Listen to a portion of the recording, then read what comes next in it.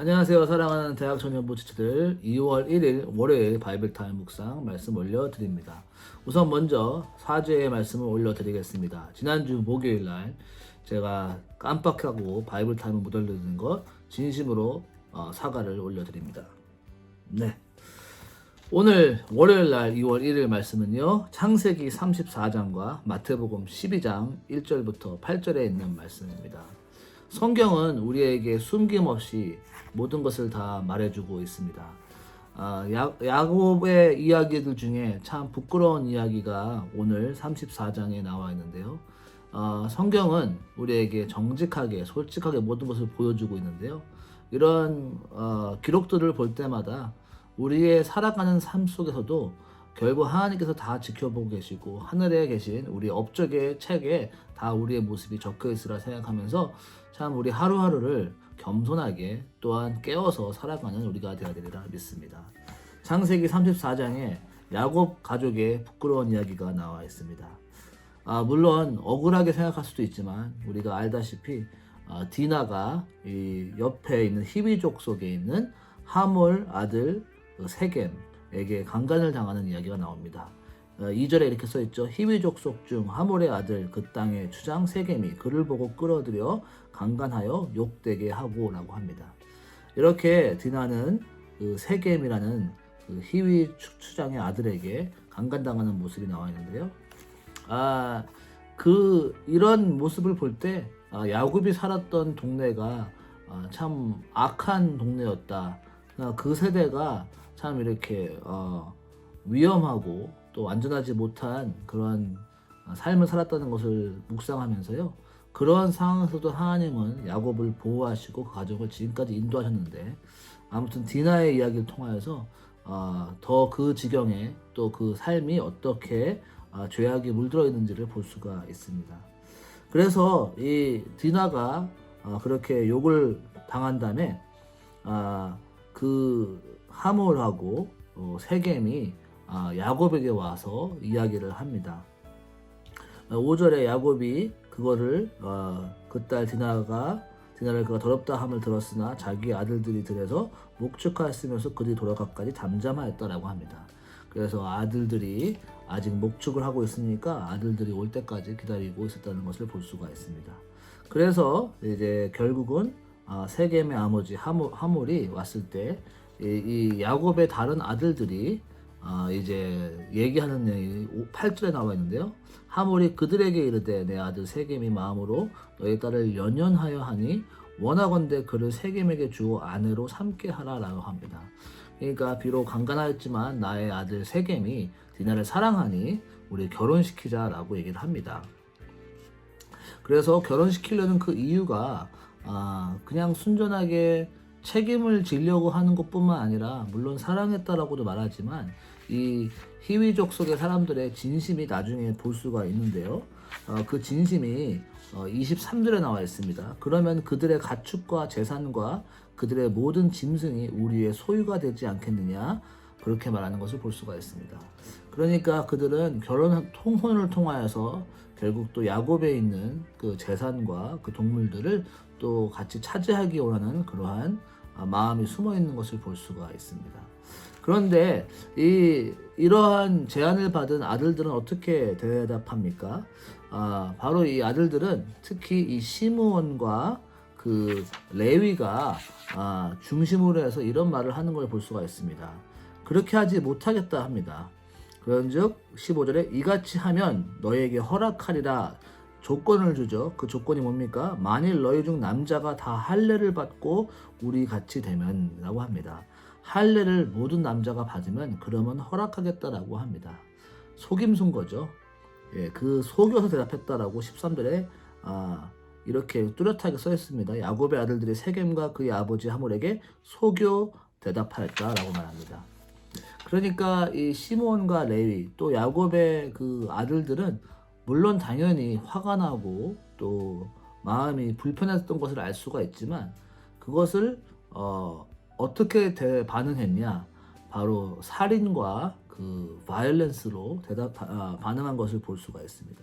그래서 25절에 결국은 다 그들이 할례를 받죠. 그래서 제3일에 가장 아플 때, 아직 그들이 아파할 때에, 모든 남자들이 가장 아파할 때에 그 두 아들 디나의 오라버니 시므온과 레위가 각기 칼을 가지고 와서 몰래 그 성읍을 기습하여 그 모든 남자를 죽였다라고 합니다.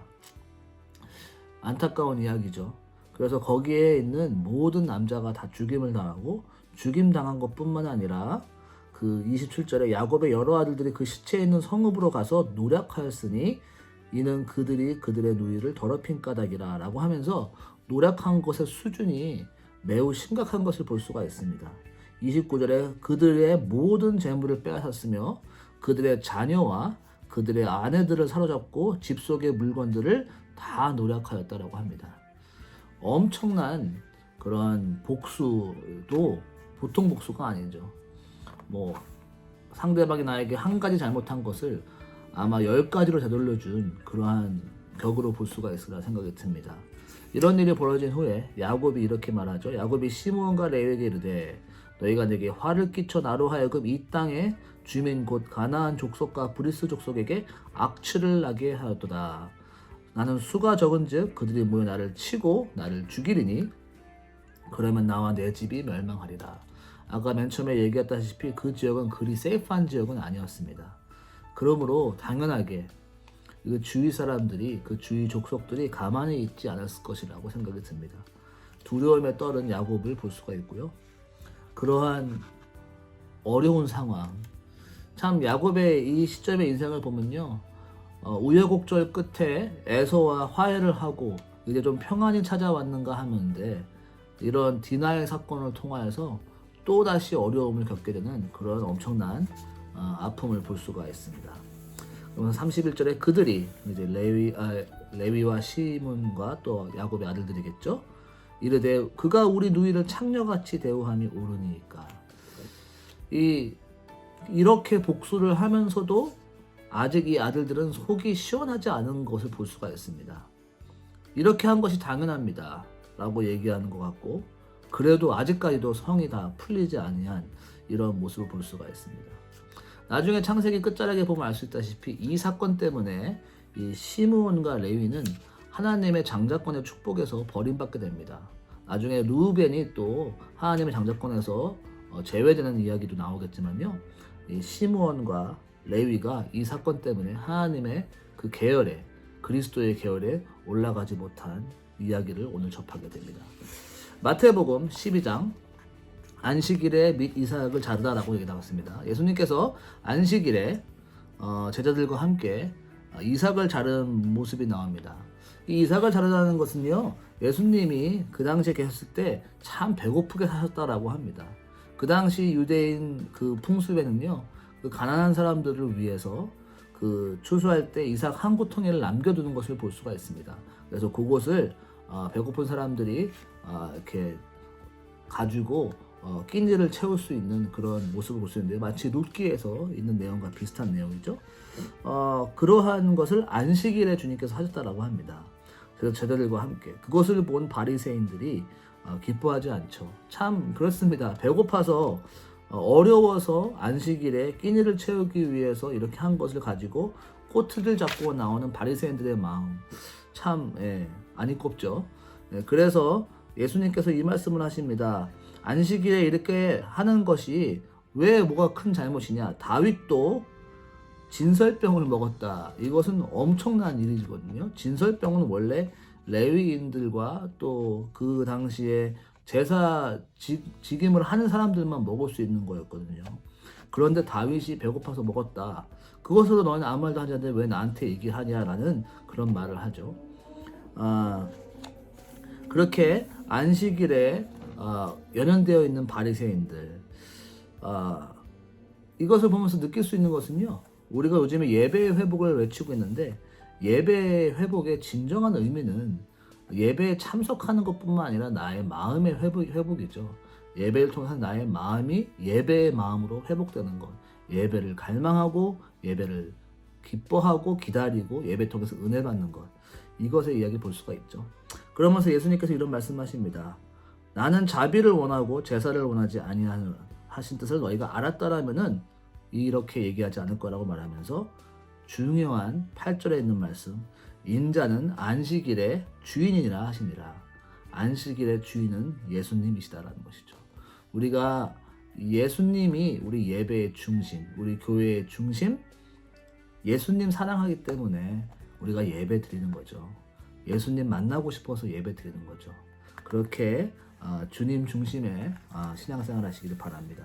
제가 나누고 싶은 원 버스는요, 창세기에 있는 말씀입니다. 34장 5절에 있는 말씀인데요. 한번 읽어볼까요? 야곱이 그 딸 디나를 그가 더럽혔다 함을 들었으나 자기의 아들들이 들에서 목축함으로 그들이 돌아오기까지 잠잠하였고 라고 합니다. 제가 집중해서 보고 싶었던 것은 잠잠하였다라는 것입니다. 이 엄청난 사건이 벌어졌습니다. 디나가 강간을 당했고요. 그리고 그 강간한 그 아빠와 아들이 와서 야곱에게 대화하는 장면입니다. 그런 장면에 야곱이 오늘 이 5절 이후로 말이 없다라는 것입니다. 잠잠하였다라는 것입니다. 언제까지 잠잠했는지 아십니까? 나중에 이 34장 끝자락에 이 30절에 가서 그 절에까지 잠잠하고 있다가 30절에 야곱이 시므온과 레위에게 이르되 라고 하면서 말하는 것을 볼 수가 있습니다. 그러니까 이 모든 사건이 벌어지고 있는 사이에 야곱은 무엇을 하고 있었느냐라는 것이죠. 그냥 잠잠하고 있었다. 계속 딜레이하고 계속 미루고 있었고 침묵하고 있었다라는 것입니다. 물론 침묵이 필요할 때가 있지만 이 사태는 침묵을 해서는 안 될 사태라는 것을 볼 수가 있습니다. 나의 딸이 강간을 당한 상황에 지금 그 사람들이 와서 결혼을 하자 통혼을 하면서 그러면서 그 가족과 우리 가족이 같이 한 가족으로 이어가자, 이 엄청난 사건 앞에서 야곱은 움직이지 않는 것을 볼 수가 있습니다. 물론 우리는 신중해야 될 때가 있고 침묵하게 묵묵하게 일을 해야 될 때가 있지만 이 야곱의 침묵을 통하여서 치른 값은 엄청나는 것을 볼 수가 있습니다. 이 아들들 레위와 시므온이 이런 정말 육신적인 결정을 치르고 있는 상태에서도 침묵했다라는 것입니다. 물론 처음에 조금 묵상하고 신중할 수 있지만 지금 이 사태가 벌어지는 상황에서도 침묵하고 있다라는 겁니다. 그래서 13절에 보면은 야곱의 아들들이 세겜의 아버지의 속여 대답하는 그 상황에서도 침묵했었고, 그리고 17절에 그렇게 할례에 대해서 얘기하고 속여 얘기하고 있는 상황에서도 침묵하고 있었고, 그리고 이 레위와 시므온이 가서 사람들을 죽이고 이 약탈하는 과정에서도 침묵하고 있었던 야곱을 볼 수가 있습니다. 왜 침묵했을까요? 그 이유는 잘 모르겠지만 확실한 것은 이 침묵을 통하여서 엄청난 값을 치렀다는 것입니다. 우리 살아가면서 어떠한 일을 겪을 때 이제는 소리내서 옳다고 말을 하고 잘못된 건 잘못됐다 말을 하고, 또한 이 내 자녀들이 엄청난 사건을 벌이고 있을 때 나서서 막아내는 그 부모의 심정, 그 책임감을 가지고 있는 그 모습이 필요하지 않나라고 생각이 듭니다. 두려웠을까요? 아니면은 어떻게 되겠지라고 생각했을까요? 아니면은 자식이 우상이 되어서 자식에게 계속 끌려가는 모습일까요? 우리는 우리 인생을 살아가면서요, 더 이상 이제는 침묵하지 않아야 될 때가 있습니다. 특히 마지막 때를 살아가면서 우리 그리스도인들 소리를 내시고 주 안에서 내 자리를 지켜가시며 빛을 발하시기 바랍니다. 2021년도 회복되어 빛을 발하자라는 것인데요. 여러분들이 있는 상황에서 어려운 일을 겪게 되고 또 억울한 일을 겪게 될 수도 있고 또 불편한 일을 겪게 될 수도 있을 때 소리를 발하시기 바랍니다. 빛을 발하시기 바라고요.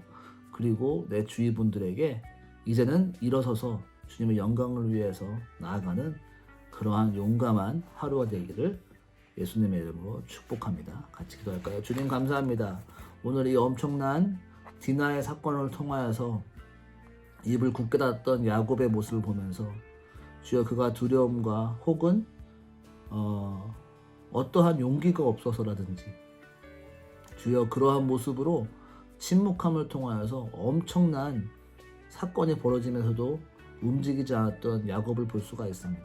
주님 우리 삶 속에서 주여 용기를 가지게 하시고 주여 어려운 상황 속에서 빛을 발할 수 있는 우리 될 수 있도록 축복하여 주시옵소서. 감사하며 예수님의 이름으로 기도했습니다. 아멘. 좋은 하루 되세요.